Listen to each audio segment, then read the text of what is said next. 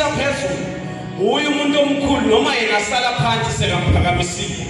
ngoba into elula ayiphakamisi into esindayo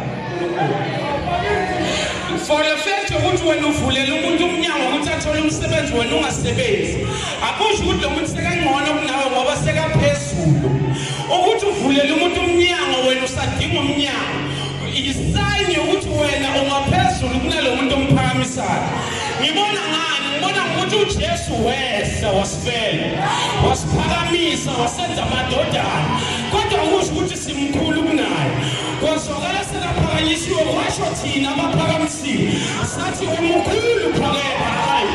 uphakame njani kuye ehlile waphakamisa thina ukuthi uyiphakamisi into olula kunayo nikhona kodwa bazalwane into yenza ukuthi sibaphakamisa abantu thina siphansi ukuthi si-understand ukuthi yonke into engiyiphakamisayo ine-responsibility yokuyizo umuntu o-great simbona ngokuthi ubaphakamisa njani abanye abantu noma yena ephansi umuntu o-great simbona ngokuthi ashumayeza abantu kuwuye odinga ukushinyayezwa umuntu o-great simbona ngokupha abantu imali